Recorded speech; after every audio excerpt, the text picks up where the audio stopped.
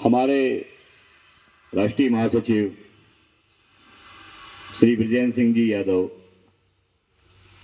उनके यहाँ श्यामपुर की हमारी पहली बार ही आए हैं।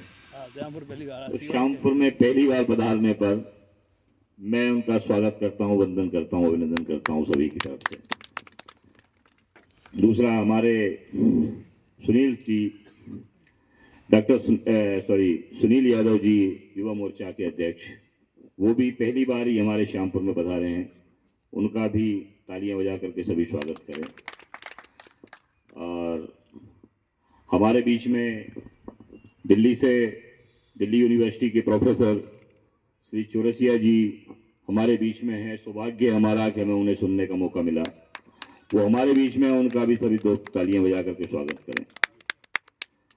और बाकी हमारे पास गिने चुने हमारे साथी, हालांकि ये हमारी भी थोड़ी चूक रही है, तो चूक के पीछे एक कारण भी रहा असल में। और अल्प समय में अब सुबह 8 बजे से आपको सूचना देना शुरू किया हमने, और जो भी हो पाया, कुछ एक घटना, 2-3 घटनाएं हो जाने की वजह से लोग नहीं आ पाए। खैर, जो भी आए हमारे बीच में, जितने साथी हमारे मौजूद हैं, वो चाहे 10 हों 20 हों, वो 10 और 20 हजार तक भी जाएंगे। कल जब हम कार्यक्रम करेंगे अगली बार में, और बहुत जल्दी कार्यक्रम करेंगे, अगली बार का जो कार्यक्रम होगा उसकी तादाद 1000 से ऊपर निश्चित तौर पर रहेगी, ये मैं दिलाता हूँ आपको। और जितने हमारे साथी यहाँ पधारे हैं उन सभी का हृदय से स्वागत, हृदय से वंदन, अभिनंदन करता हूँ। तो आपको एक सूचना, टेलीफोनिक सूचना दी गई। उस टेलीफोनिक सूचना में तुरंत सारे काम छोड़ करके हमारे बीच में आप हाजिर हुए, उसके लिए मैं हृदय से आपको धन्यवाद देता हूँ।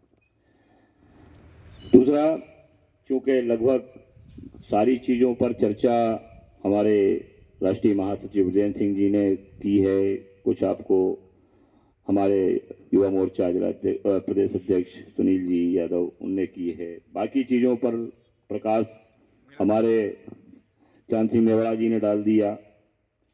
मैं सिर्फ इतना कहना चाहूँगा, ओबीसी यानी पिछड़ा वर्ग, जिसकी तादाद भारतवर्ष में 65% है, 65% को आरक्षण मिला 14% मध्य प्रदेश में।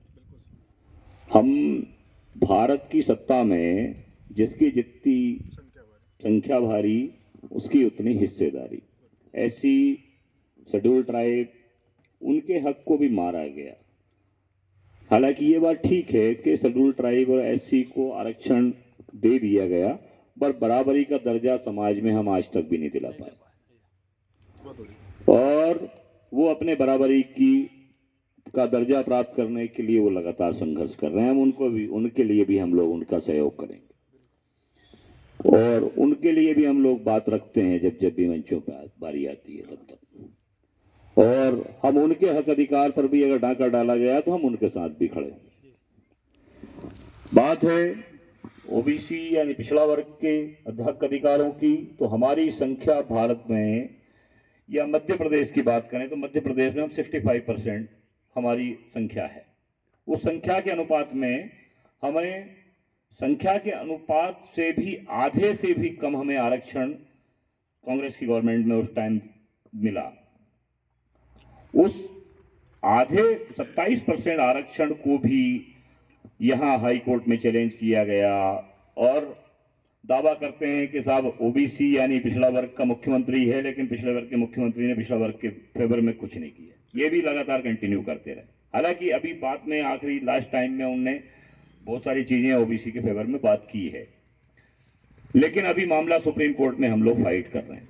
और सुप्रीम कोर्ट में हमारे चौरसिया जी जैसे, ब्रिजेंद्र सिंह जी जैसे, ये जो प्रदेश स्तर पर जो काम कर रहे हैं, राष्ट्रीय स्तर पर काम कर रहे हैं, ये अपने दम पर चंदा इकट्ठा करके और हमारे बच्चों के भविष्य के लिए करोड़ों रुपए वहाँ एडवोकेट्स में, वकीलों में लगा रहे हैं, और अपना समय भी लगा रहे हैं, अपना पैसा लगा रहे हैं, और अपना अमूल्य समय के साथ साथ अपनी एनर्जी लगा रहे हैं उस विषय को लेकर के।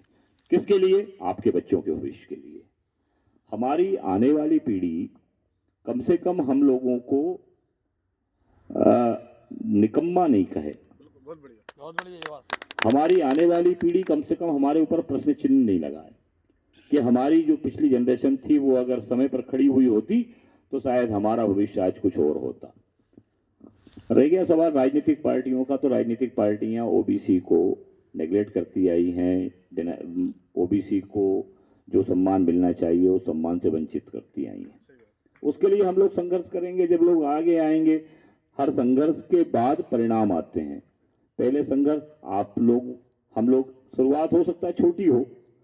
भारत की आजादी में कुछ चंद लोग सामने आए थे और उन चंद लोगों ने अलग जगाई। एक समय आया कि पूरी भारत की आबादी तो एक साथ खड़ी नहीं हुई, लेकिन बड़ी आबादी का समर्थन प्राप्त हुआ। और एक दिन जो संसार की सबसे बड़ी ताकत थी, जो 82% भूमि पर शासन कर रहे थे, वो अंग्रेज यहां से भागने पर विवश हो गए।